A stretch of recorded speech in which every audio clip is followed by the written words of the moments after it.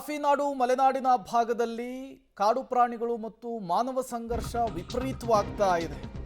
ಮಲೆನಾಡಿನಲ್ಲಿ ಆನೆ ದಾಳಿಗೆ ಅಣ್ಣ ತಮ್ಮ ಸಾವನ್ನಪ್ಪಿದ್ರಲ್ಲ, ಆ ಪ್ರಕರಣಕ್ಕೆ ಸಂಬಂಧಪಟ್ಟಂತೆ ಇಬ್ಬರನ್ನ ಬಲಿ ಪಡೆದಂತಹ ಕಾಡಾನೆಯ ಸೆರೆಗೆ ಕಾರ್ಯಾಚರಣೆ ಶುರುವಾಗಿದೆ.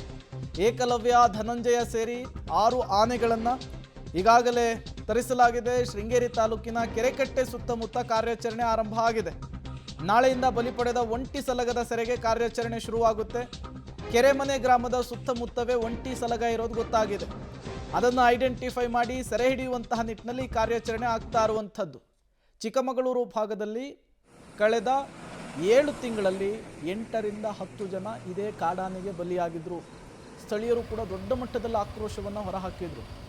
ಯಾವಾಗ ಸ್ಥಳೀಯರ ಆಕ್ರೋಶದ ಕಟ್ಟೆ ಹೊಡಿತೋ ಸರ್ಕಾರ ಎಚ್ಚೆತ್ತುಕೊಳ್ತು, ಕಾಡಾನೆಯ ಸೆರೆ ಹಿಡಿಯುವ ಕಾರ್ಯಾಚರಣೆಗೆ ಸೂಚನೆ ಕೊಟ್ಟು. ಹಾಗಾಗಿಯೇ ಈಗ ಏಕಲವ್ಯ, ಧನಂಜಯ, ಪ್ರಶಾಂತ ಸೇರಿ ಒಟ್ಟು 6 ಆನೆಗಳನ್ನು ತರಿಸಲಾಗಿದೆ. ಬಹುತೇಕ ನಾಳೆಯಿಂದ ಈ ಕಾರ್ಯಾಚರಣೆ ಆರಂಭ ಆಗುತ್ತೆ ಅನ್ನೋದು ಗೊತ್ತಾಗ್ತಾ ಇದೆ. ಕಾಡಾನೆಯನ್ನು ಸೆರೆ ಹಿಡಿಯುವಂತಹ ನಿಟ್ಟಿನಲ್ಲಿ ಕಾರ್ಯಾಚರಣೆಯನ್ನು ಆರಂಭಿಸಲಿಕ್ಕೆ ಬೇಕಾದಂತಹ ಎಲ್ಲ ಸಿದ್ಧತೆಯನ್ನು ಕೂಡ ಈಗ ಅರಣ್ಯ ಇಲಾಖೆ ಮಾಡಿಕೊಂಡಿರೋದು ಗೊತ್ತಾಗ್ತಾ ಇದೆ. ಲಾರಿಯಲ್ಲಿ ಕಾಡಾನೆಗಳನ್ನು ಧನಂಜಯ ಮತ್ತು ಏಕಲವ್ಯ, ಪ್ರಶಾಂತ ಆನೆಗಳನ್ನು ತರ್ತಾ ಇರುವಂತಹ ದೃಶ್ಯವನ್ನು ಕೂಡ ಗಮನಿಸ್ತಾ ಇದ್ದೀರಿ. ನಾಳೆಯಿಂದ ಕಾಡಾನೆಯನ್ನು ಸೆರೆ ಹಿಡಿಯುವಂತಹ ಕಾರ್ಯಾಚರಣೆ ಇದೇ ಆನೆಗಳ ಮೂಲಕ ಆಗುವಂಥದ್ದು. ಈ ಮೂಲಕ ಜನರ ಆಕ್ರೋಶಕ್ಕೆ ಅರಣ್ಯ ಇಲಾಖೆ ಮಂಡಿತ್ತು. ಕಾಡಾನೆಯನ್ನು ಸೆರೆ ಹಿಡಿಯುವಂತಹ ನಿಟ್ಟಿನಲ್ಲಿ ಕಾರ್ಯಾಚರಣೆಯನ್ನು ನಡೆಸೋದಕ್ಕೆ ಮುಂದಾಗಿರುವಂಥದ್ದು. ಮತ್ತಷ್ಟು ಡೀಟೇಲ್ಸನ್ನು ಕೊಡ್ತಾರೆ ನಾರಾಯಣಗೌಡ, ನೇರ ಸಂಪರ್ಕದಲ್ಲಿ ಜಾಯಿನ್ ಆಗಿದ್ದಾರೆ. ನಾರಾಯಣಗೌಡ, ಹಲವು ತಿಂಗಳುಗಳಿಂದ ಕಾಡಾನೆಯ ಕಾಟಕ್ಕೆ ಜನ ಬೇಸತ್ತು ಹೋಗಿಬಿಟ್ಟಿದ್ರು. ಪ್ರಾಣ ಉಳಿಸ್ಕೊಳ್ಳೋದು ಹೆಂಗೆ, ಹೊರಗಡೆ ಓಡಾಟ ನಡೆಸೋದು ಹೆಂಗೆ ಅನ್ನುವಂತಹ ಪರಿಸ್ಥಿತಿ ನಿರ್ಮಾಣವಾಗಿತ್ತು. ಈಗ ಕಾರ್ಯಾಚರಣೆ ಆರಂಭ ಆಗೋದಕ್ಕೆ ಸಿದ್ಧತೆಗಳು ಆರಂಭ ಆಗ್ತಾ ಇದೆ. ಯಾವ ರೀತಿಯ ಸಿದ್ಧತೆ ಆಗ್ತಾ ಇದೆ? ಪ್ರೇಮ್, ಖಂಡಿತ ಪ್ರೇಮ್. ಅಂತಂದರೆ ಚಿಕ್ಕಮಗಳೂರು ಜಿಲ್ಲೆಯ ಮಲೆನಾಡು ಭಾಗದಲ್ಲಿ ಈಗಾಗಲೇ ಒಂದು ಕಡೆ ಕಾಡು ಪ್ರಾಣಿ ಮತ್ತು ಮಾನವ ಸಂಘರ್ಷ ಯಥೇಚ್ಛವಾಗಿರುವಂಥದ್ದು.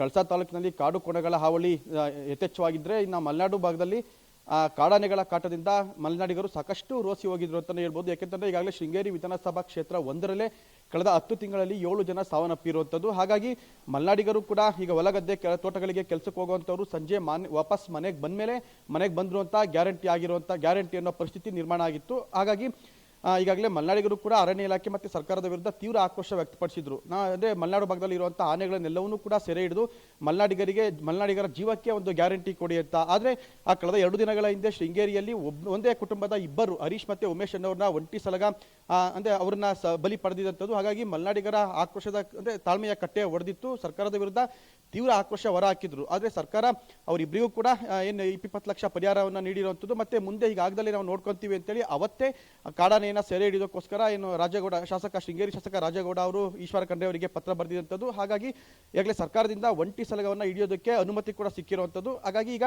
ಏನು ಏಕಲವ್ಯ, ಹರ್ಷ, ಪ್ರಶಾಂತ ಈಗ ಒಟ್ಟು 6 ಆನೆಗಳು ಬಂದಿರುವಂಥದ್ದು. ಮತ್ತು ನಾಳೆಯಿಂದ ಕಾರ್ಯಾಚರಣೆ ನಡೆಸುವಂಥದ್ದು. ಯಾಕೆಂದರೆ ಇವತ್ತು ಈಗಾಗಲೇ ಇಡೀ ರಾತ್ರಿ ಆನೆಗಳು ಜರ್ನಿ ಮಾಡಿರೋದ್ರಿಂದ, ಅವು ಲಾರಿಯಲ್ಲಿ ಬಂದಿರೋದ್ರಿಂದ ಅವು ಸಾಕಷ್ಟು ಸುಸ್ತಾಗಿರುತ್ತೆ. ಹಾಗಾಗಿ ಇವತ್ತು ಕಾರ್ಯಾಚರಣೆ ಮಾಡೋದು ಬೇಡ ಅಂತೇಳಿ ಅರಣ್ಯ ಇಲಾಖೆಯವರು ಕೂಡ ತೀರ್ಮಾನ ಮಾಡಿರುವಂಥದ್ದು. ನಾಳೆ ಬೆಳಿಗ್ಗೆಯಿಂದ ಕಾರ್ಯಾಚರಣೆ ನಡೆಯುವಂಥದ್ದು. ಇದು ಒಂದು ಭಾಗ. ಆದರೆ ಮತ್ತೊಂದು ಭಾಗ, ಈಗಾಗಲೇ ಎನ್ನಾರ್ಪುರ ತಾಲೂಕಿನಲ್ಲೂ ಕೂಡ ಸುಮಾರು 4 ರಿಂದ 5 ಹಳ್ಳಿಗಳಲ್ಲಿ ಯಥೇಚ್ಛವಾಗಿ ಆನೆ ಕಾಟ ಇರುವಂಥದ್ದು. ಈಗ ಅರಣ್ಯ ಇಲಾಖೆ ಇಬ್ಬರನ್ನ ಬಲಿ ಪಡೆದಿರುವಂಥ 1 ಆನೆಯನ್ನ ಸೆರೆ ಹಿಡಿಯೋದಕ್ಕೆ ಅನುಮತಿ ಕೊಟ್ಟಿರುವಂಥದ್ದು. ಹಾಗಾದರೆ ಇನ್ನು ಎನ್ನಾರ್ಪುರದಲ್ಲಿ ಅಲ್ಲೂ ಕೂಡ ಜನಸಾಮಾನ್ಯರು ತೀವ್ರ ಆತಂಕದಲ್ಲಿ ಬದುಕುವಂಥ ಸ್ಥಿತಿ ನಿರ್ಮಾಣ ಆಗಿರುವಂಥದ್ದು. ಆ ಆನೆಗಳನ್ನ ನೀವು ಸೆರೆ ಹಿಡಿತೀರಾ, ಇಲ್ಲಾಂದ್ರೆ ಅಲ್ಲೂ ಈ ರೀತಿಯಾದ 1-2 ಘಟನೆಗಳು ನಡೆದ ಮೇಲೆ ಅವನ್ನ ಸೆರೆ ಹಿಡಿತೀರಾ ಅಂತ ಈಗ ಮಲೆನಾಡಿನ ಎನ್ನಾರ್ಪುರ ತಾಲೂಕಿನ ಜನಸಾಮಾನ್ಯರು ಕೂಡ ಸರ್ಕಾರಕ್ಕೆ ಪ್ರಶ್ನೆ ಮಾಡ್ತಿರುವಂಥದ್ದು. ಆದರೆ ಸದ್ಯಕ್ಕೆ ಈಗ ಅರಣ್ಯ ಇಲಾಖೆ 1 ಆನೆಯನ್ನು ಹಿಡಿಯೋದಕ್ಕೆ ಅನುಮತಿ ಕೊಟ್ಟಿರುವಂಥದ್ದು. ಹಾಗಾಗಿ 6 ಆನೆಗಳು ಬಂದು ನಾಳೆಯಿಂದ ಕಾರ್ಯಾಚರಣೆ ನಡೆಸುವಂಥದ್ದು.